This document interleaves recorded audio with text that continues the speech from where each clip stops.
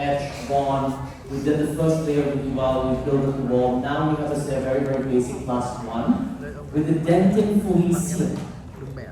Okay? Now, what I said a while ago was that when the dentin is fully sealed, it doesn't really matter what you put in. Alright?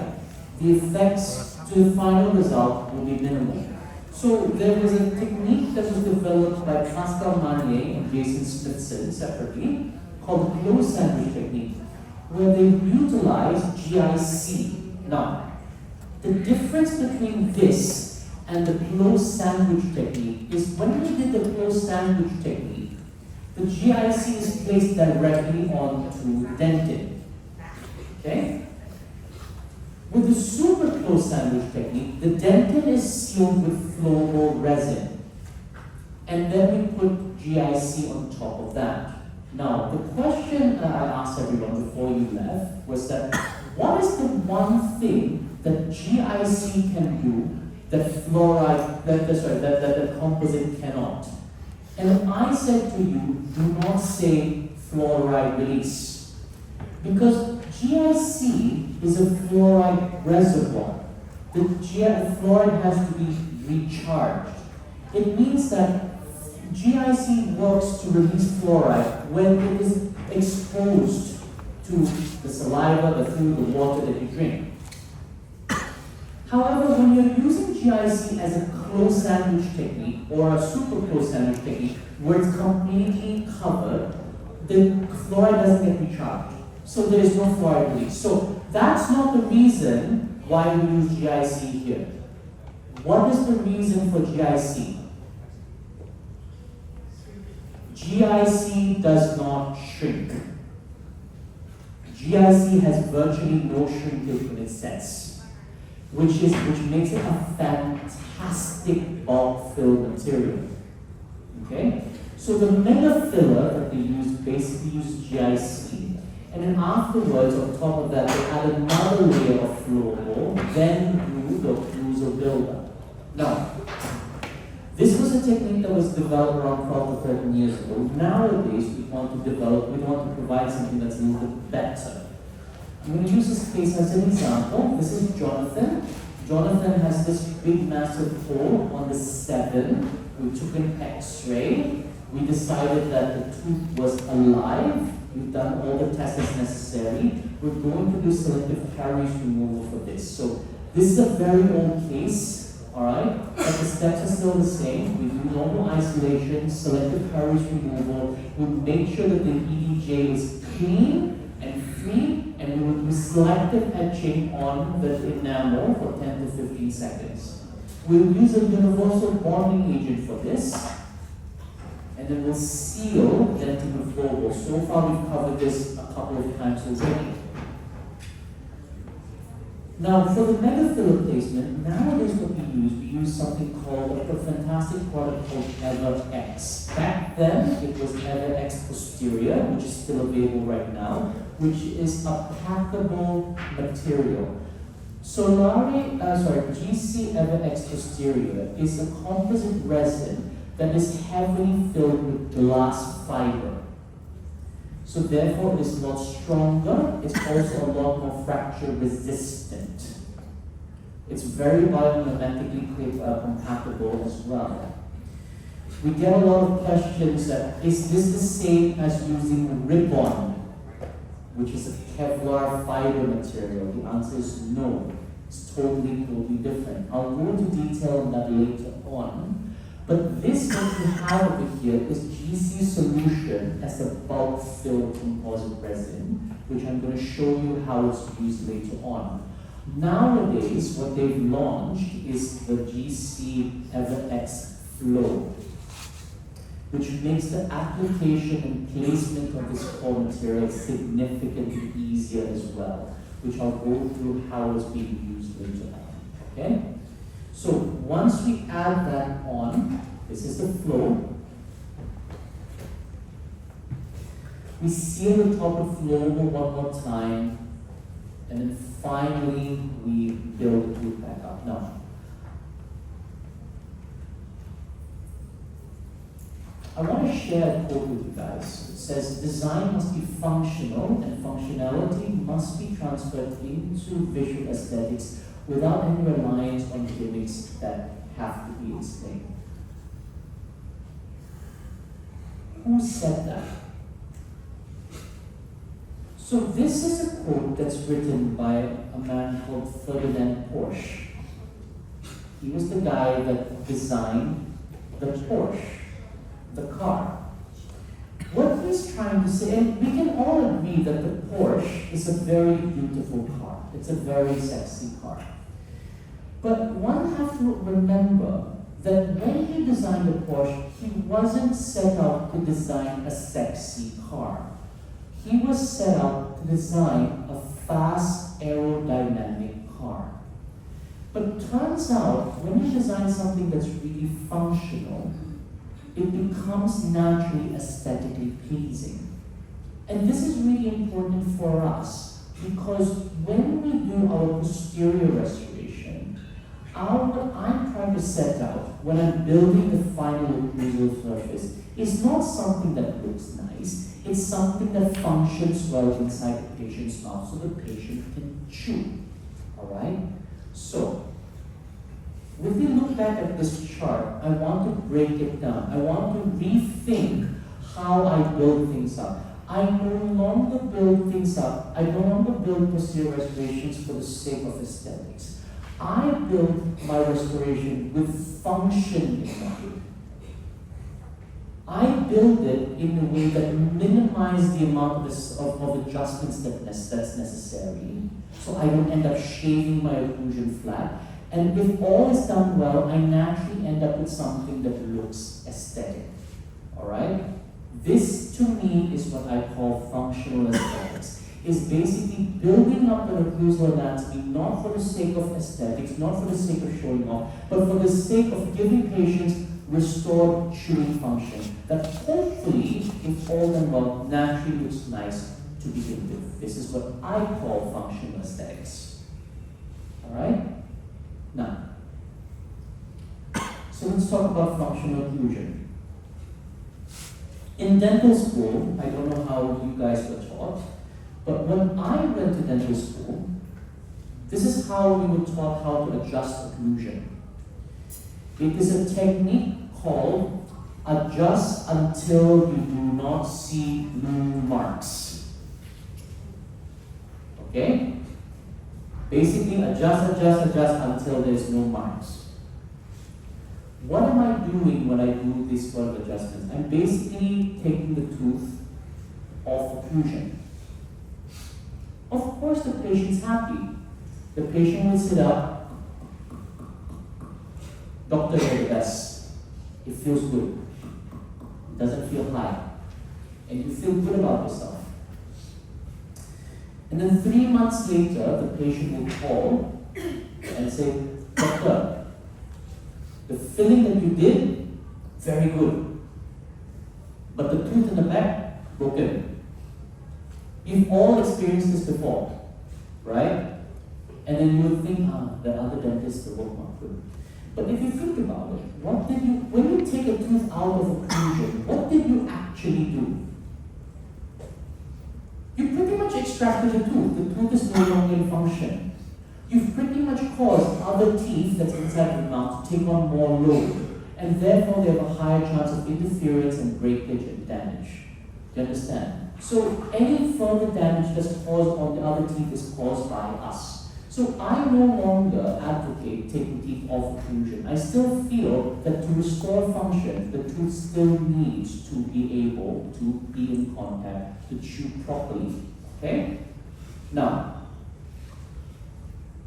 there are a few ways to adjust your occlusion. One method is basically to try to create a flat occlusion. This is very, very common in the market. We also see this a lot in dentures. There is a reason why your patients find it very hard to chew when they are wearing a denture with flat occlusion, because they have very little chewing force. It's like asking me to eat meat with the back of a spoon. It doesn't cut, it doesn't tear. So by creating a flat occlusion, yes, the teeth is in contact, but it's not as efficient when it comes to chewing. So although this is easy to do, it's not going to restore function for the patient. Now, if you are doing prosthetics, the common thing that people are taught nowadays is what we call tip to fossa occlusion, where you concentrate all the forces from the fossa of the tooth to the tip of the tooth, the tooth tip. And it's great because it creates very, very good function, very, very good effective chewing forces. The problem with that is that you end up with tips, with teeth that are very long and very sharp. And one thing you have to remember is that as humans, we don't chew this way. We chew side to side. We have lateral function. So when you have a teeth with very, very sharp, pointy tips, you run a very high risk of the teeth fracturing over time. That's where you get lateral interference. So that's not good. So what am I trying to do? When I build up my teeth nowadays, my aim and my goal is to create what we call privatized occlusion. Essentially, it's two things. Number one, I want deep fossas, and I want to try to make my contact points on the incline, on the ridge of the cusp. So I want deep fissures, high ridges, okay? And later on during the demo, I'm going to explain how I do that. But the lovely thing about doing this is that not only am I able to create acceptable chewing function, I'm also able to spread the chewing wheel significantly more efficiently compared to the traditional tip to fossa method. You understand? I minimize the flexural stress on the tooth. So we're looking at something that looks like that. Now, depending on who you learn this from, some people when they teach occlusal anatomy or occlusal buildup, what they will do is they will teach one cusp by one cusp by one cusp by one cusp, which is pretty much gold standard when you want to talk about occlusal buildup. The problem with that method is that it takes a long time. Okay? I work in private practice as well. I also need to make sure that I make money. So I have to find a way to make it so I can create a good functional anatomy without taking too much time. The Style Italiano group, which I learned a lot from, has developed this method called essential lines. And what they're saying is that rather than building the tooth cusp by cusp, is by building the tooth as one piece and then adding and carving the fissure lines onto the tooth, which works really, really well. I do this quite a lot. And if you want, you can go online and have a little look at this method. But I feel that for beginners, it's a little bit hard for us to achieve. So what I've done is I've modified it a little bit, and I'll explain more later on as I do the live demo, to focus more on this fissure, on the mesial-distal fissure. Because every single time when you find that your tooth is high, most of the time that's where it's too high. So I want to make sure that that fissure is deep. And we're going to teach you how to do that. Now, the line that I want to focus on is this, is the mesial-distal fossa. Okay? And when I build the tooth up, this is the fossa that I want to focus to make sure it's done well. Now, how do I do this? Is basically I build the tooth up half by half. Okay? If I do an upper tooth, I would most likely do the buccal half first. This is what I do. I would place my composite. Okay? My number one rule is I will make sure the composite does not cross that mesial-distal line. I will use my instrument to push the material until it's correct and push all of the excess to there. Then, without moving the material in the middle, I wipe off any excess, pushing it out over the cusp. Alright? Once I've done one half, and I'm sure that my line is correct, the material didn't cross that line, I light cure. Then, so it looks something like this. Of course, before you light cure, you add other fissures that's necessary. For the upper, you basically add one more fissure that bisects the mesial side of the tooth.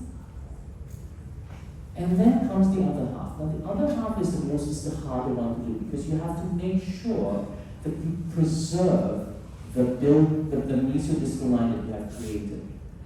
I will show you how I do later on. It's easier for me to demonstrate, but the idea is you want to roll the material slowly until the two halves just meet.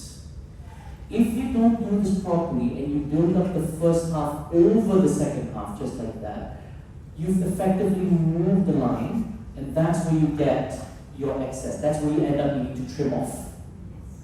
You understand? That's bad. Now, beginners who start doing this, what they tend to do is that they put too little.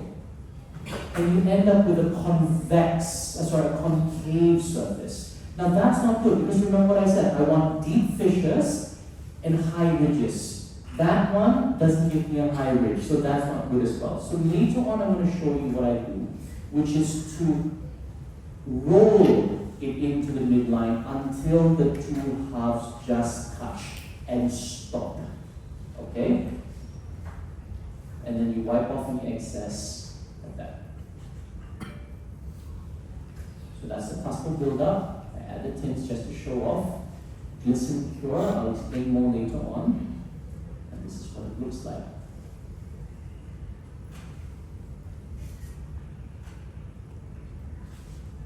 Okay, pre-op.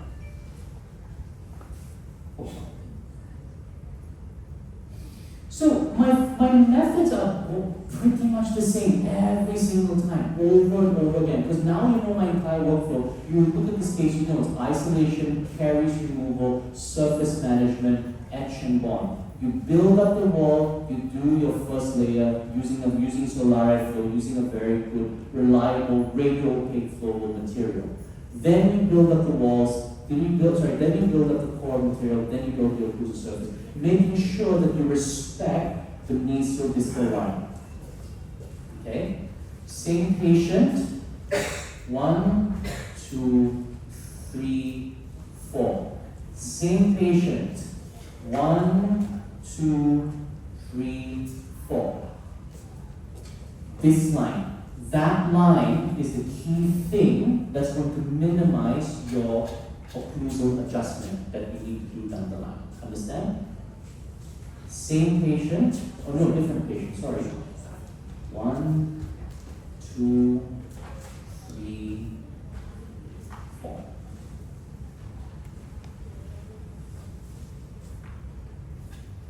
So far so good, right? I'm going to show you a case. This is Jack. I did this case back in 2014, quite some time ago, 11 years. Back then, I can't remember what material I was using, but definitely not the ones that we're going to be showing today. I was still quite new with the lecturing thing or teaching and things like that. So I found the document in this case, rubber dam, carriage exposure, carriage removal. We realized this tooth has to have root canal treatment done. We went ahead and did root canal treatment. Okay? And then as for the two teeth next door, same thing. We did good isolation, very good isolation, very good seal. This is dentin margin elevation because that was the popular thing to do back then. We use a very old version of the flowable material. Remember how I told you the old version of flowable material? Build it up. I was actually quite proud of this. I was actually really, really happy with this. And then this one was using Lava Ultimate on the premolar as the occlusal coverage. 2014, 2015, 2023. A lot of times when you see patients and you see your old work fail, your natural instinct is to blame the patient. You say, oh, you never come back. You never take care of your teeth. You never brush your teeth. I can't blame this patient because this patient comes back and sees me every 4 to 6 months. And every 4 to 6 months, I look at my own work. I start to see the marginal leakage. I start to see the decay. I watch my failure happen. And it's really frustrating because I thought I have done everything I can with regards to making sure the isolation is good and whatnot. But unfortunately, we're still seeing failures. Failures that looks like that, right? So one of the reasons why I'm sharing with you this case is because unfortunately, this is why you guys are here. This is why you guys have to update yourselves, because materials change. We cannot keep on using the same old material as we have done 10 years ago, because there are limitations with certain materials, and the materials improve. Remember what I said about the old type of flowable composites? They are very, very lightly filled. They don't have a lot of filler, they're not strong, they shrink a lot. That, to me, is the main reason why this is failed. The second reason why this is failed is the bonding agent I used. I didn't follow instructions. I was treating the step bonding agent like the same bonding agent. I generally can't remember which bonding agent I was using back then, but that's probably the only reason why this has failed so badly. Anyway, things has changed, materials improved, which is what I told my patient, we're doing this again. But this time, unfortunately, because of the damage, we have to do a full crown. We're using the best material that's available right now, using the best knowledge, the best up-to-date methods.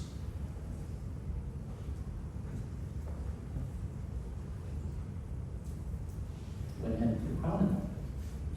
Okay? So I applaud all of you for spending the time to come in to learn for this, but I do encourage you to continue. Please continue to attend any workshops, lectures, seminars, conferences to update yourself. Okay? Never be complacent with regards to what you already know. So, I want to just briefly mention this. So we talked about the injectable right now. But someone asked, can I use injectables to build up posterior teeth? Right? And the answer is yes. So I represent the College of General Dentistry in Singapore. I'm the president of the College of General Dentistry in Singapore. And we're running a course in collaboration with GC to bring in the speaker. Her name is Dr. Sandra Hulak, who is a German dentist based in Hong Kong. He's one of the accredited members of the AACD. Fantastic, very skilled dentist who's basically using injectable composites to do her full mouth rehabilitation with increased vertical dimension. And the reason why she's using injectables for cases now is because unfortunately, society has changed, people are not as rich, okay? Patients are struggling with cost. You see patients that walk into your door that you know requires full mouth rehabilitation, but patients cannot afford the expensive crowns. So what she's doing right now is offering an alternative, a quicker, simpler, easier, cheaper alternative to patients to recreate and reestablish a healthier bite, a healthier occlusion that would allow them to buy time to eventually replace their crowns bit by bit over time. Okay? That's why the lecture is called Precision in Transition, using injectable composites. Now, the lecture is in August. I would like to invite all of you to come. If you're interested, there's a QR code over here. If you can scan, we'll bring you to all the details. The workshop, unfortunately, is filled up already. But I do encourage you guys to come, at the very least, come for the lecture itself. You will learn a massive amount, okay? So, I'm going to show you one more technique before I start the live demo. Sometimes we deal with cases like this, okay, where we know that the tooth is heavily damaged and the patient does not want to go ahead with a crown because I can't afford it or whatever. So there's a technique that we use where we will take a pre-operative impression to record the cusp, so that we're trying to copy what the patient already has, therefore minimizing the need for us to adjust the cuspal height once the build-up is done. Okay? So essentially it works like this, but I think it makes more sense for me to show you an actual case.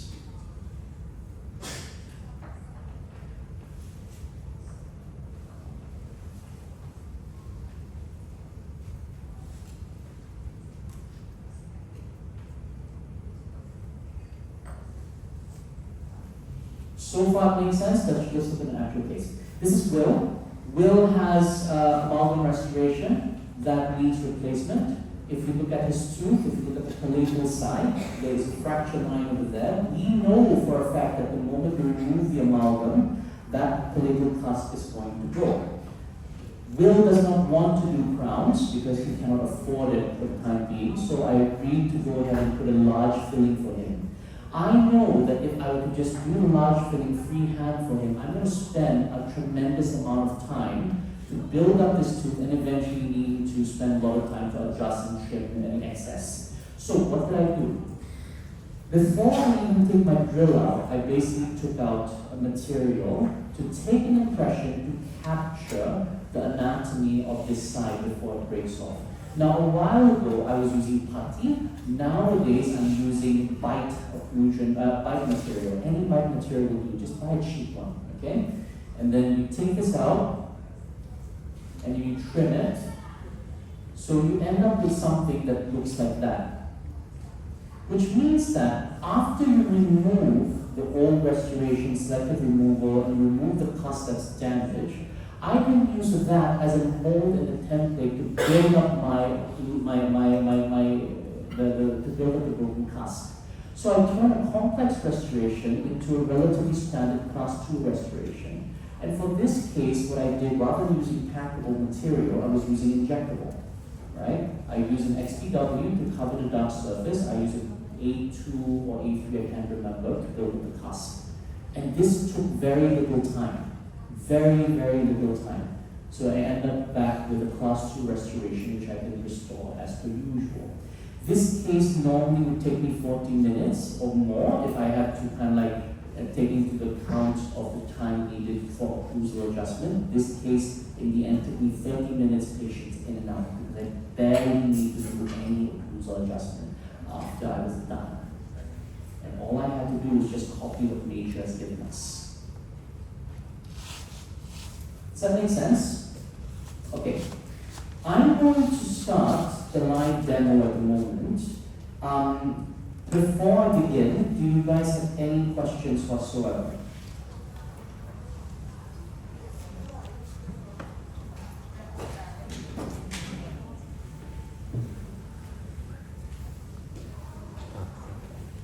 No? Okay.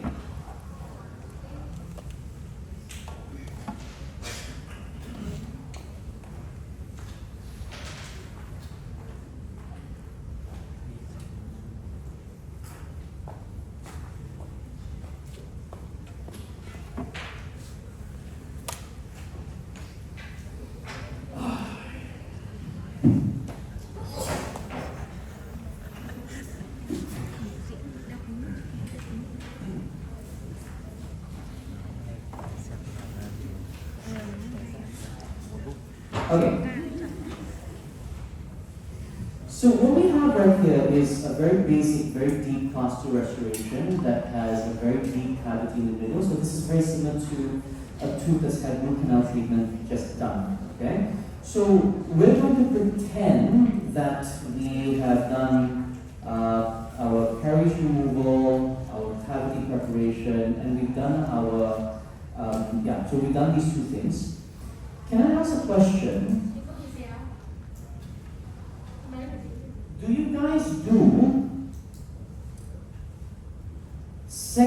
matrix etch bond? Or do you do etch bond matrix? Or do you do etch matrix bond? What is your sequence? Usually what people do is that you do matrix etch Usually what people do is matrix, etch, bond. I'm going to advise you, if possible, do etch first without the matrix. Why? Because it's very easy and very common after you put the matrix and you put the etch, that some of the etch stays there and it's very difficult to wash out. So my recommendation is etch first. Then you put your matrix. Then you put your bond. Okay? Now, with regards to, sorry, can I have comparison readings?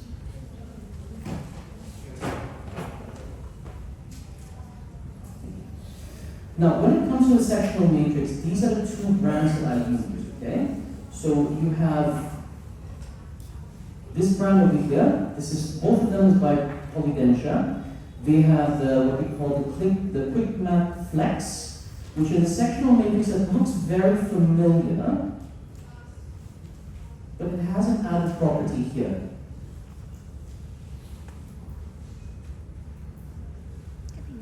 I can press it, press it, press it, press it, press it, press it, press it. It doesn't bend. This is really important because every single time when I use Garrison, the moment I bend it, that's it, I cannot use it already. So this is a lot more durable, a lot more flexible. I really, really like this a lot, okay? Now, this is the standard size, the standard shape. I'm sure all of you have seen this. There's another version that they come up with, is this one. It's called the anatomical sectional matrix. It costs a little bit more, but I really, really encourage you guys to try it out. Why? Because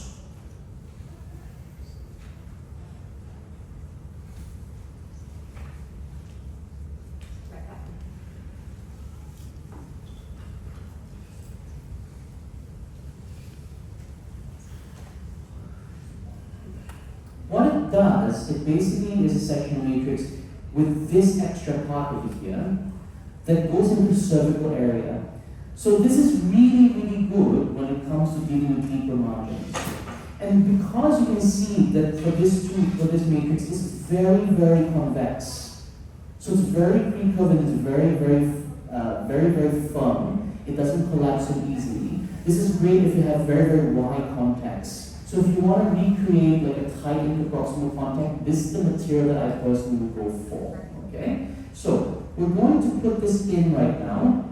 I'm going to need to unfortunately do this outside of the camera because it's easy for me to put this inside the mouth in an actual patient, but inside the model it's a little bit harder to do because the plastic gets in the way, right? So give me a second.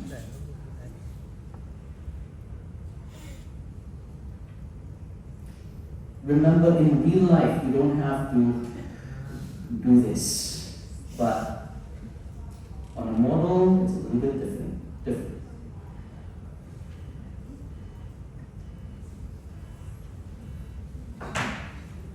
Give me a second.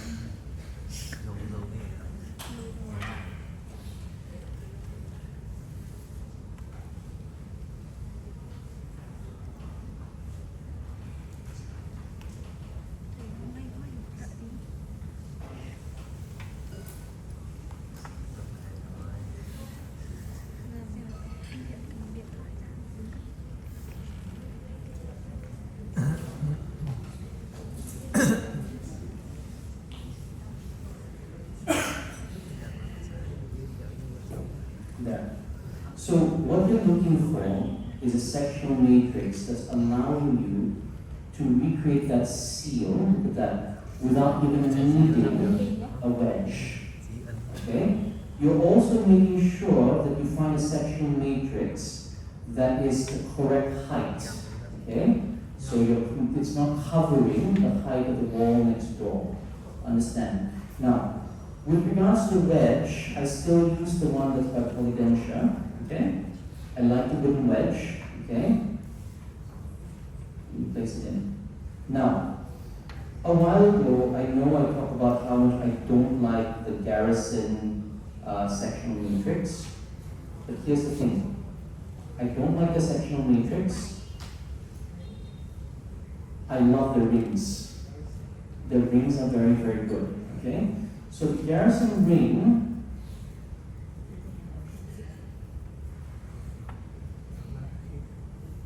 okay, allows me to get that separation between teeth. Okay?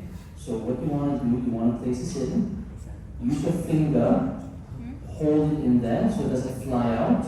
Okay? And that's it. So this to me is a very, very good seal. Now, can I have, just prepare the 3 months.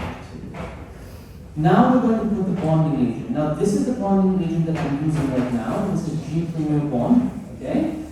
G Premier Bond in terms of the ergonomics, very comfortable, very easy to use. Thank you. You squeeze and it pops open. Alright? Seal it quite nicely. Now, here's the most important thing. For the bonding agent, before you use it, what do you need to do? You have to shake it. I tell my nurse, if you don't shake it, I will shake you. Okay? So you have to make sure that this is shaken. Alright?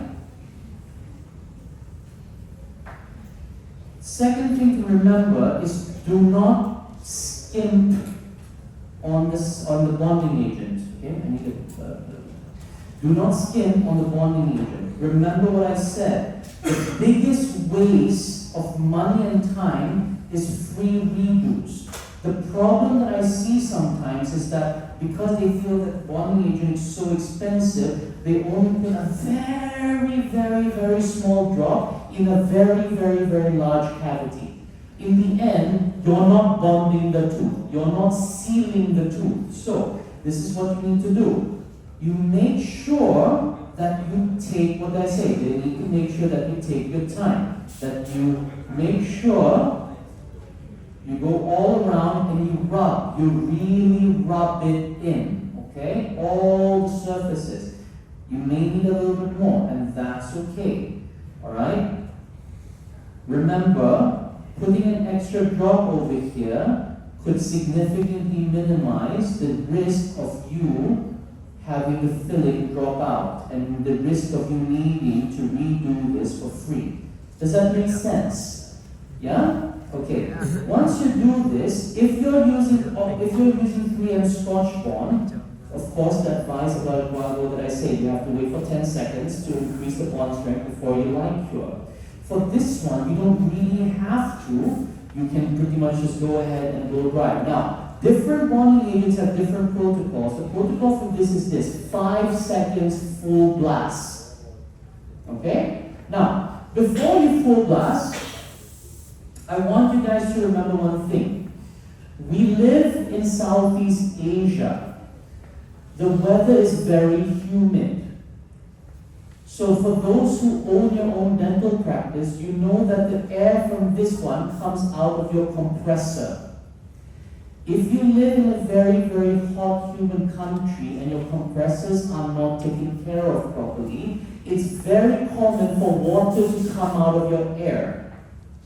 So very important, the moment you go back to your work tomorrow, check the air that it's completely dry. If every time you spray air, there's water coming out, please get it fixed. Because if you do that to blow and dry your bonding agent, instant fail. Do you understand? Good.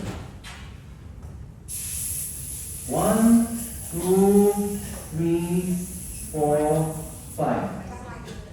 Done. Lighter?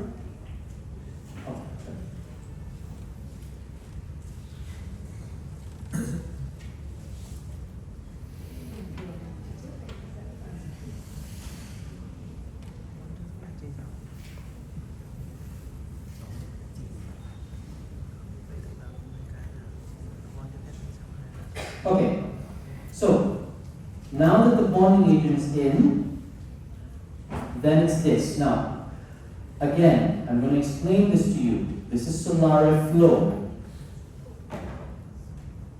I honestly cannot find a better flowable material out there. The lovely thing is this is not expensive. This is fairly cheap. Okay? So it's very affordable. I highly recommend it. Now, when you place this, remember, you are not using this to bulk up the entire tooth. You are using this, to seal the tooth up, to seal up the first layer, to basically seal up the dentin, okay?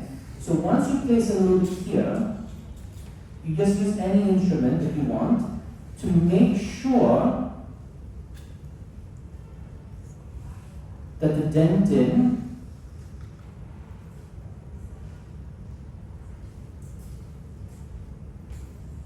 is sealed. Take your time with this. Take your time with this first step, because this is going to determine how successful your treatment and your filling is going to be. Now, the lovely thing about this material is self-leveling, okay? It doesn't clump. It's very smooth. It doesn't move around. It doesn't flow out of the mouth, okay? So once you take your time and you're sure that all the dentin is sealed up, you like cure. Are we okay so far?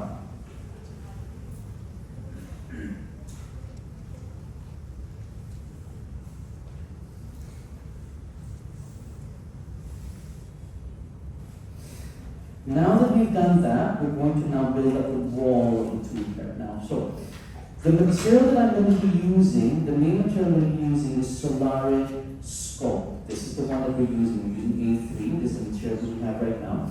I'm going to say this one more time. Solare Scope is different from Solare, is different from Solare X.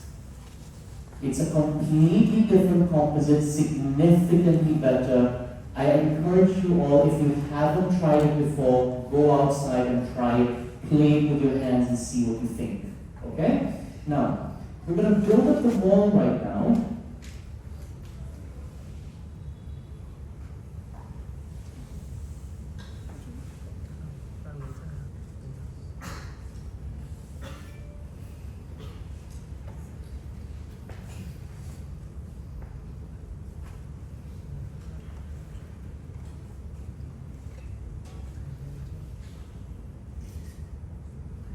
And what I do is that I put it with, first put it with my flat plastic instrument. Yep, hold on. Thank you. And I like at this stage to use a ball burnisher, okay? So the ball burnisher, what I would do is this. I would push it down first, okay? And then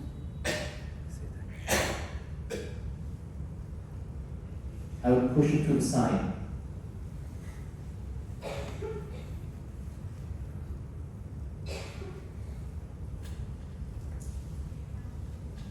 Okay? So all the excess comes out here. So what I'm trying to do, I'm recreating a wall that's roughly the same thickness as most of your ridges, okay? A lot of people, when they do this technique, they make the wall too small, yeah, too thin. So I like to do this, and then once I'm done here,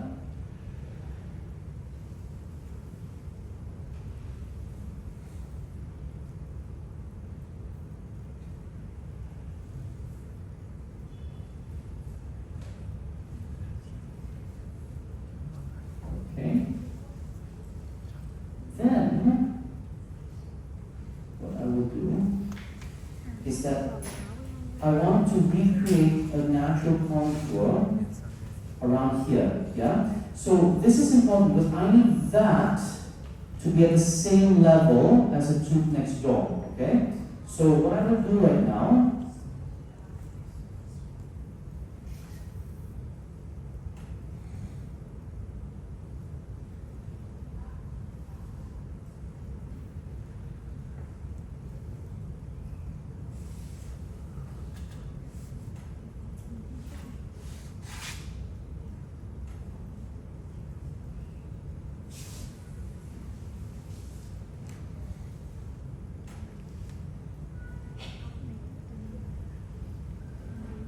does that make sense?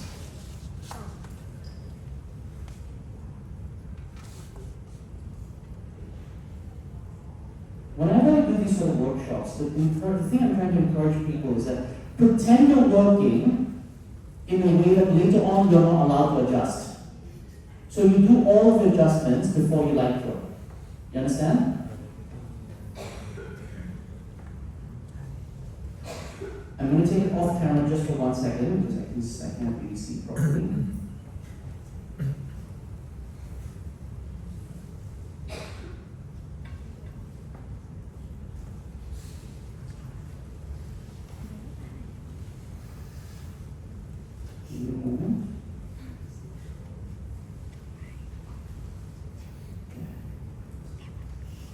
So it looks something like this. Any adjustments I do, like say for example, there's an excess of it, that's easy for me to use a disc to polish off, okay? But I want to make sure that this is roughly the same level as the tooth next door, okay? So, one final thing I would do is just to make sure that everything is nice and smooth. I minimize any gaps. Make sure that your clinic is clean because you don't want to have this one going in. Let's ignore that. And we like her.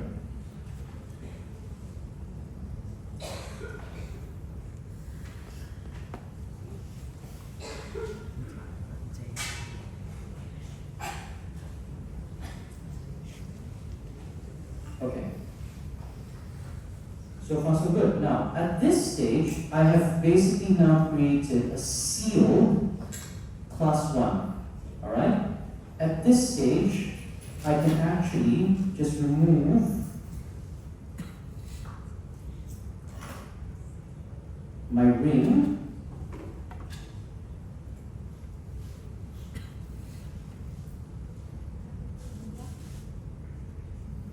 Okay? So this is a sealed class 1. What did I say a while ago? I can technically put anything I want right now. Okay, I want to put GIC, I want to put composite, I want to put bulk fill, anything. It will work. Now, what we're going to do today, we're going to put EverX Flow. There are two, so this is EverX Flow over here, yeah? There are two versions of it. Listen, you have EverX Flow Dentin and EverX Flow Bulk. What's the difference? EverX Flow Dentin looks nicer. It's more naturally chromatic. It's great if you need to mask dark colors underneath, okay? But because it's not as transparent and translucent as the bulk shade, this one, when you light it, you still have to do 2 to 3 millimeters per layering. This one, it still looks good, but it's a little bit more transparent. But it means that it allows me to bulk fill 5 millimeters at one go, which speeds up time significantly. Okay? So we're going to be using this right now.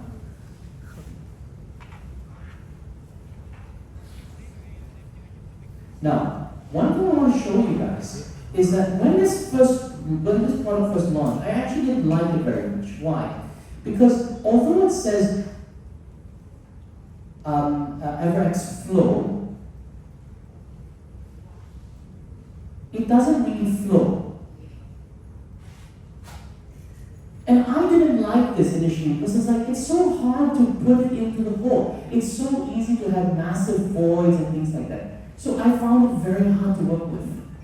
Then someone taught me a trick to make it work, and I'll show you how right now. So when you apply this,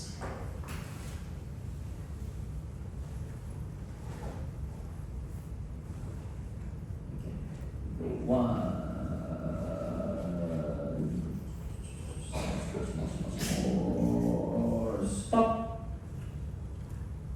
Okay? What you do is you take a clean, dry microbrush. No bond, no modeling resin, nothing. Just a dry microbrush, and what I then basically use it to tap on the surface of the EverX Flow. And I find, for reasons I don't fully understand, if I use a ball burnisher for this, it sticks to my ball burnisher. but it doesn't stick to the micro brush, okay? So just for a few seconds, you can see how smooth that is? Yeah? So it levels really nicely. I'm quite happy with that, okay? So for those of you who are going to try using EverX Flow, remember the key trick is using a micro brush to layer this in. Does that make sense? Yeah? Okay, very good.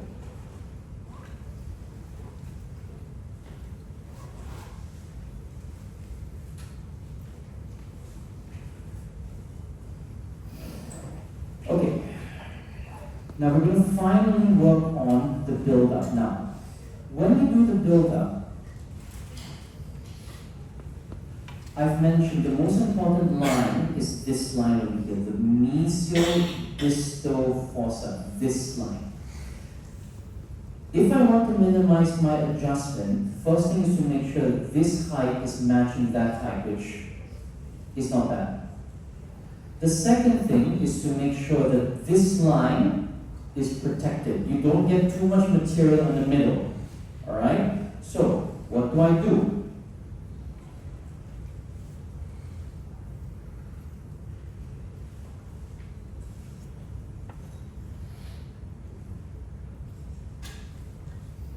I take my composite, okay? And I use a flat plastic.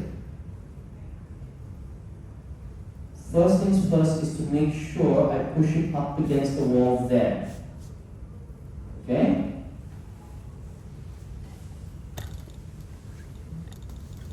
And now I'm trying to push it so that it is on that line. Can you see that? Okay? Now you can see how the excess is coming out.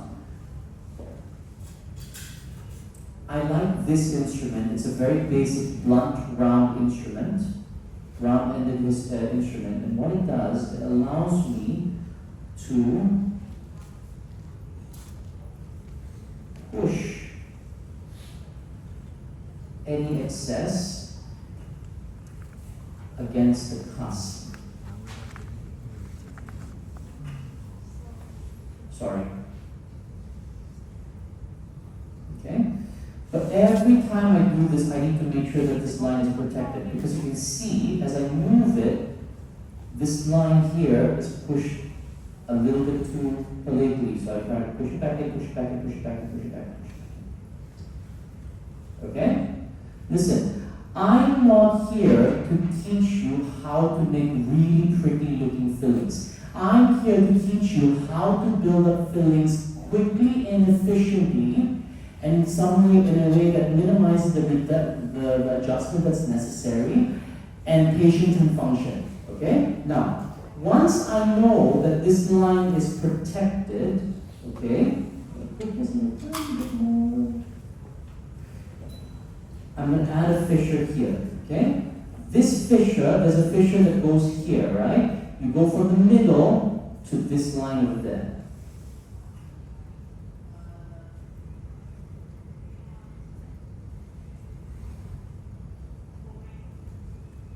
Okay, and then I'm going to add one more fissure here. Okay, and then what I do is that I'm going to, what I say, deep fissures, high ridges, yeah? So we just add a bit here, add a bit here, add a bit here, add a bit here. Okay, any excess, I wipe off. Any excess, I wipe off. Okay?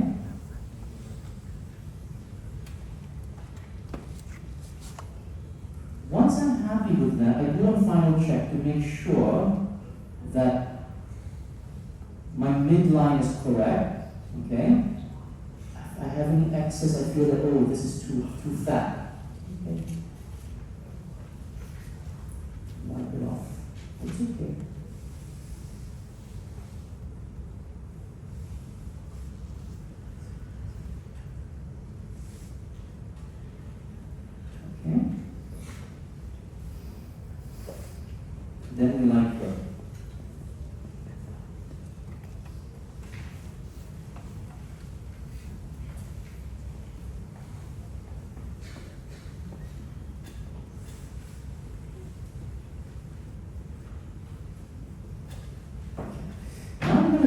side bit, which is the other half. Now, this is probably the most important part for this whole exercise. I want you guys to watch.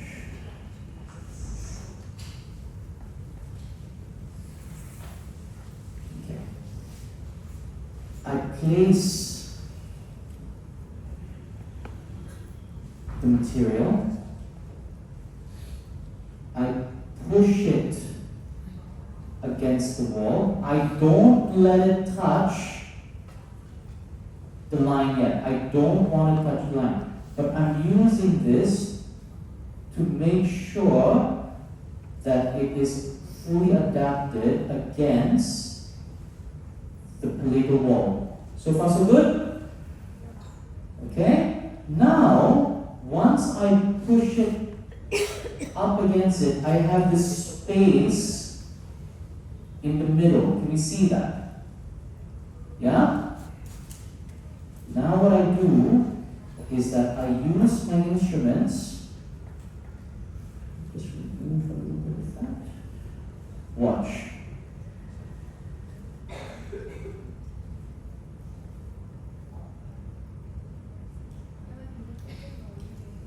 Push, push, push.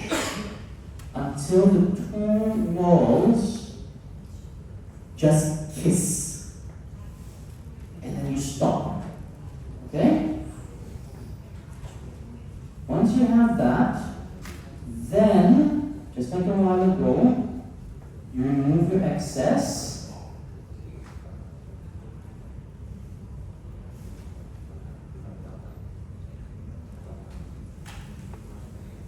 And already,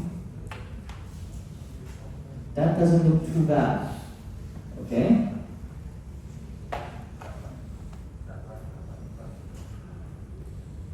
Then what you do now is that you can add your fissure. There's a fissure here.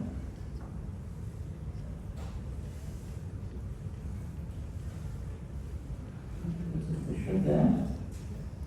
So this is extra. If you don't add this, who cares? It's fine, right? But what you're trying to do is to always preserve and respect this line.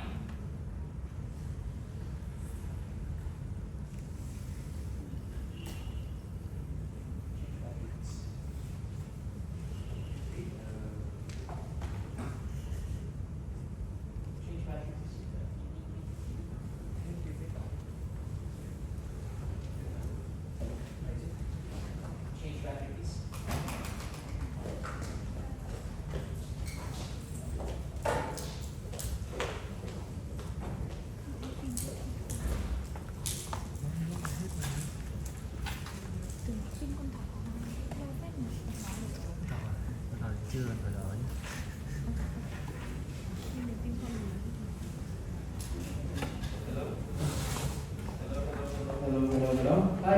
Okay.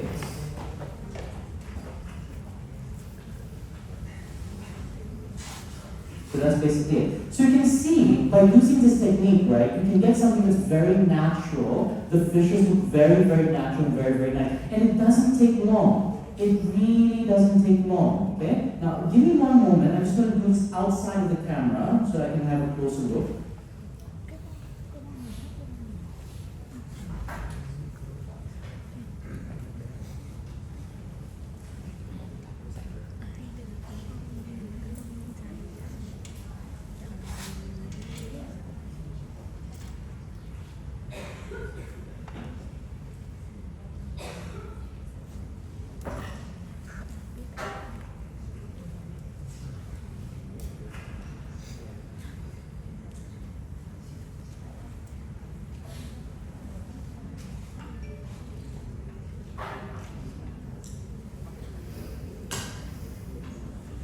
And then we light cure.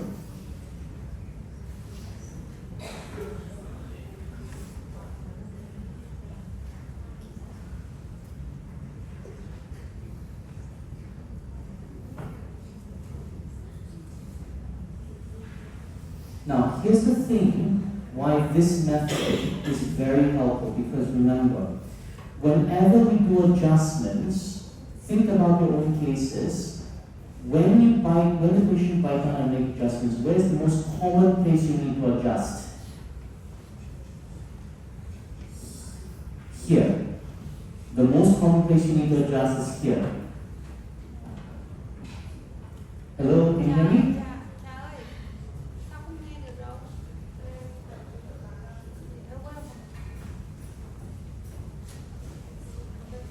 Okay.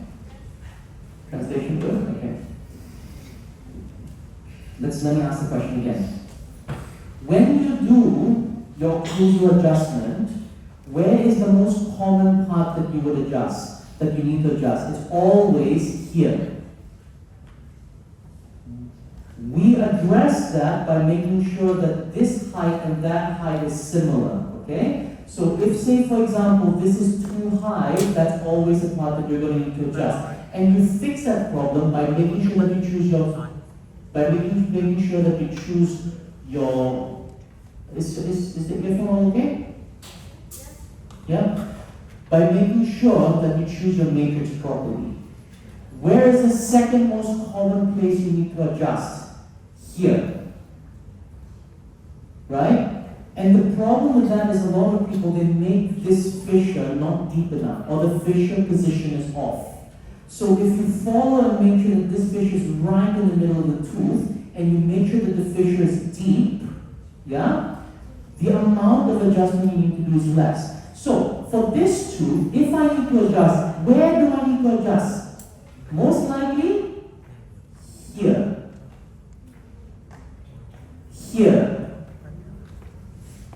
Here. Now here's the lovely thing. When I adjust those areas, I don't touch my fissures. I don't touch the forces. And it is the forces that make this tooth look natural. Because all I'm adjusting is here, here, here, done. It significantly cuts down my adjustment time, and I end up with something that looks really, really aesthetic. Do you understand? So all I need to do now is basically, I'm not going to do this right now because it's a little hard, but all I need to do right now is to make sure that I take a disc, a polishing disc, like a polishing disc like this. I just need to adjust 1, 2, okay, maybe a little bit on top, and then finally what I use is I use a scaler to adjust the sides to make sure that there's no overhangs. And that's it. Do you understand? So, I think that's it. With regards to the posterior build-up, do you all have any questions you would like to ask?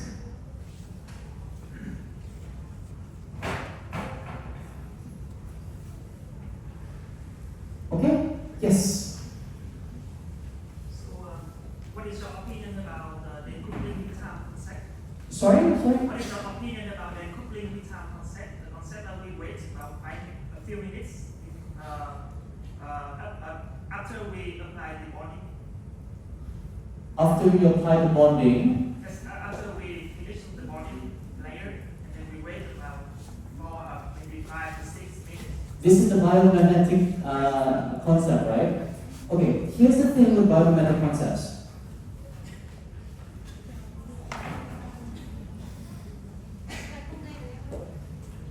So the question was that, what are my thoughts of, say, for applying a bonding agent, you light cure and you purposely wait for around 4 to 5 minutes? Yeah? The biomimetic group is very, very popular with this sort of methods. The issue with the biomimetic, with this method, is that it's not really practical. Okay?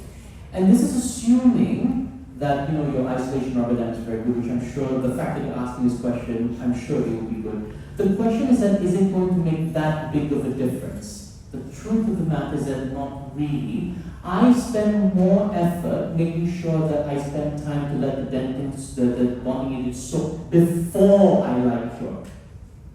Does that make sense? Because once it's light cured, yes, there is some cooling time and all that, but the effects is not going to be that great. So I personally don't do that. I know some people, like the biomimetic group, also talk about like every layer you put, you wait for a few minutes, which is never going to happen in real life, because it means that I would put one layer, I would go and drink coffee, I would go back and put another layer. Like, no, of course I can't do that, right? It makes sense, but practically not helpful. Any other? Yes? I have another question. Sure. About the FX. FX. Yeah. It contains glass fiber. Yes. So does it have any potential harmful to the patient when we like adjust? Because I know that in the protocol we have exposed the FX to have the last layer. But Is it a bad idea? Okay. You're asking this question because now you are comparing X to the biomimetic protocol of using ribbon. Correct? Are you all familiar with a product called ribbon? Yeah? Ribbon is a fiber material using Kevlar, right? The problem with ribbon is that it does not chemically bond to the resin. Okay? It means that the moment the Kevlar is exposed, your filling is compromised already. With X, we are not using Kevlar fibers, we are using glass fibers or E-fibers. You know what? We are already using that. We're already doing that for our normal composites. Here's my question. What are the fillers in composites made out of? Glass silica. It's the same thing. The only difference is that for X, it's in strands. So if you expose it, it's not an issue. The second reason why it's not an issue is because it's glass, what they're doing with technology, same as with what they're doing with Stellaris Sculpt, with the fillers, is that they cyanate the glass to allow the glass to chemically bond to the resin. And they're doing that with X. So, technically, if you were to expose the X to the mouth, the only downside that would happen is that you would stain a little bit more, because it's a little bit rough. But other than that, functionally, it's perfectly fine. So for me, I still put a layer of composite on top because I like my patients to feel nice and smooth. Does that make sense? Yes? Okay. Any other questions?